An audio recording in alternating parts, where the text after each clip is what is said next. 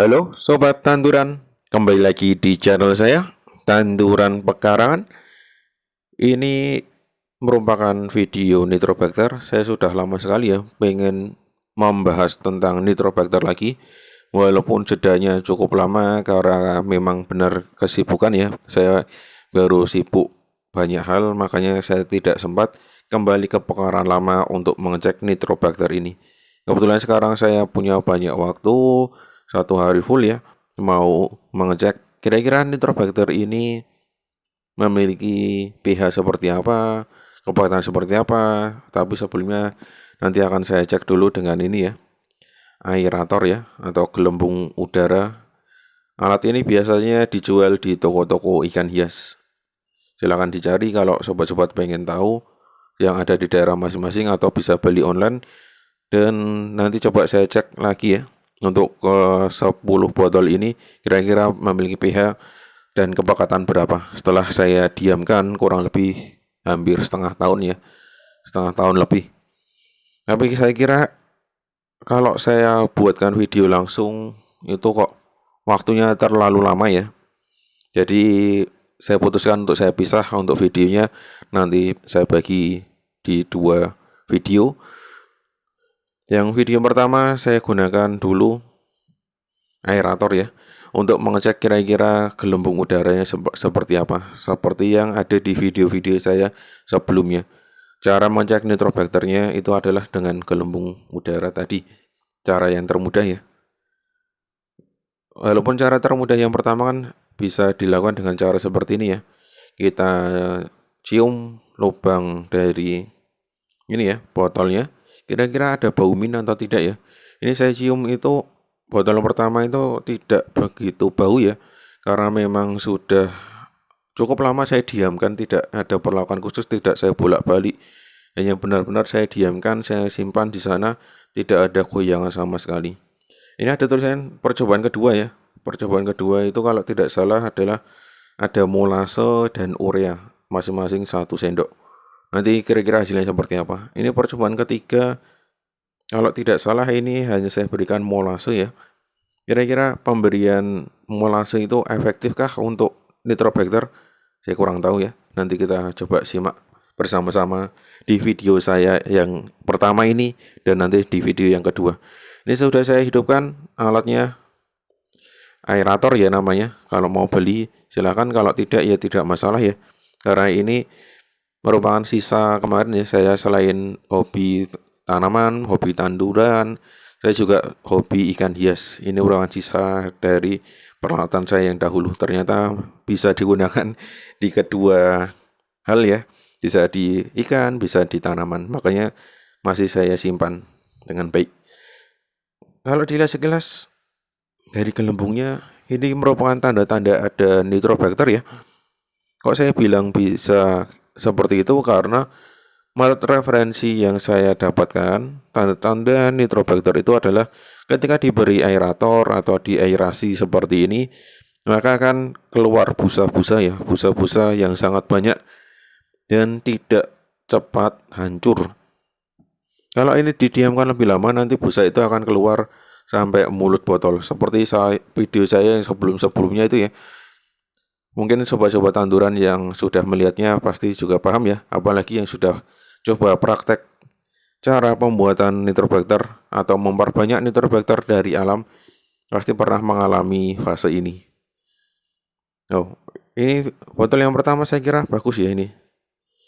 Walaupun belum tahu ya, kira-kira memiliki kepekatan berapa, memiliki pH berapa. Kalau pH saya kira pasti tinggi ya, di atas 8 pasti. Nanti coba kita cek di video yang selanjutnya. Yang ini fokusnya hanya untuk aerasi ya, kira-kira keluar busanya atau tidak. Karena busa ini atau gelembung ini itu merupakan indikator dari adanya nitrobacter yang berkembang. Konon katanya seperti itu. Walaupun hasil yang sebenarnya itu harusnya dicek dengan mikroskop ya. Karena di dalam tanah, di dalam kotoran itu kan pasti ada bermacam-macam bakteri yang harusnya dikultur itu hanya salah satu saja, tetapi kan ini karena keterbatasan media ya, keterbatasan alat, keterbatasan segalanya ya. Yang penting kalau dirasa itu bermanfaat bagi tanaman, bagi manusia, ya silakan diterapkan saja. Kalau tidak, ya silakan ditinggalkan. Ini yang berkaitan dengan molase kok saya menyerah ya ini. Dalam artian yang tadi kan ya 2 botol pertama saya masukkan tidak begitu lama langsung keluar gelembung ya. Sedangkan yang ini kok tidak tidak ada gelembungnya. Ada gelembungnya langsung pecah, langsung hilang, tidak berbenturan. Saya kira ini tidak berhasil ya. Kemungkinan loh. Saya tidak mengatakan ini tidak berhasil 100%, tapi kemungkinan tidak berhasil. Lebih mantapnya lagi kalau seandainya saya punya mikroskop mungkin bisa saya cek ya. Tetapi kan untuk membeli sebuah mikroskop kan membutuhkan biaya yang cukup cukup banyak. Bahkan kemarin ada sempat itu ya penggalangan dana untuk membelikan sebuah mikroskop, tetapi setelah dibelikan entah pergi kemana itu. Ya lupakanlah yang itu. Yang penting fokus saja ya, kita punyanya apa ya kita pakai itu. Kalau bermanfaat silakan dipakai, kalau tidak ya silakan ditinggalkan. Silakan diambil yang segi positifnya, yang kurang baik ya silakan juga ditinggalkan. Ya kalau yang ini yang bening itu ya, hampir bening itu kalau seingat saya itu merupakan hasil perbanyakan ya. Perbanyakan nitrobakter yang ada di dalam botol. Jadi sudah dikultur di dalam botol, sudah mulai menghitam ya warnanya, saya perbanyak lagi di dalam botol. Makanya kalau di aerasi seperti ini diberikan aerator atau gelembung udara, tidak akan keluar busa atau buih-buih. Tetapi kalau dicek dengan pH, diameter, lalu dicek dengan TDS meter, hasilnya bagus ya. Sedangkan yang ini kan keluar busa atau gelembungnya. Saya kira itu masih murni ya. Dalam artian perbanyakan langsung dari kohe atau tanah yang saya gunakan.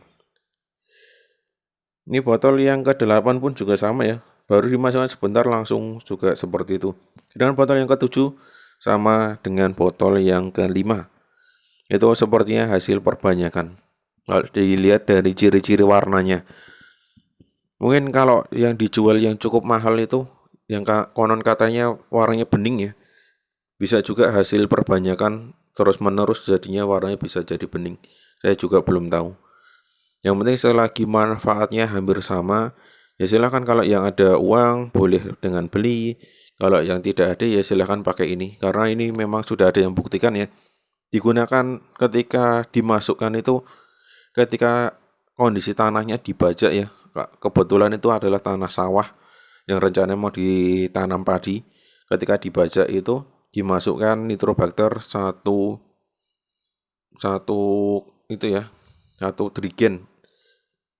Kurang lebih ya 20 sampai 30 liter lah.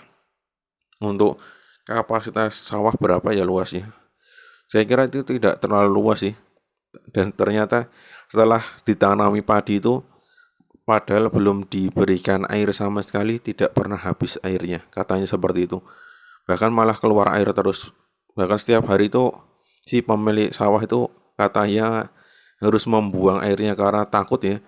Takut sawahnya itu kebanjiran malah gagal panen, katanya seperti itu.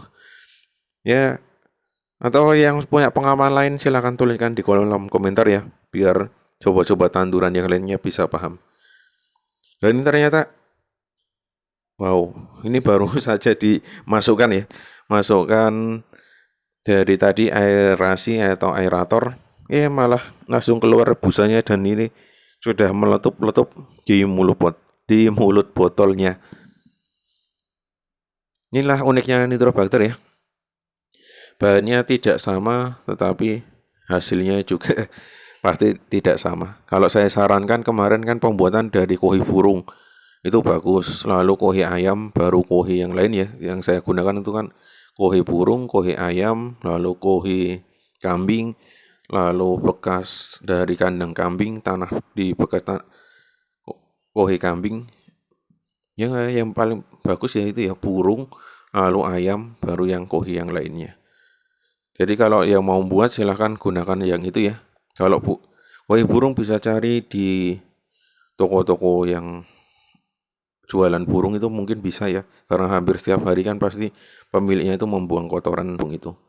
Itulah hasilnya ketika mengecek menggunakan aerator dari ke-10 botol ini, hasilnya seperti bermacam-macam hasilnya. Kalau untuk pH dan kepekatannya nanti silahkan cek di video saya yang selanjutnya ya untuk ini ya. Karena kalau saya lanjutkan kok rasa-rasanya itu durasinya terlalu panjang. Jadi untuk video kali ini saya kira saya cukup. Saya akhiri, salam tanduran, tanduran subur, petani makmur.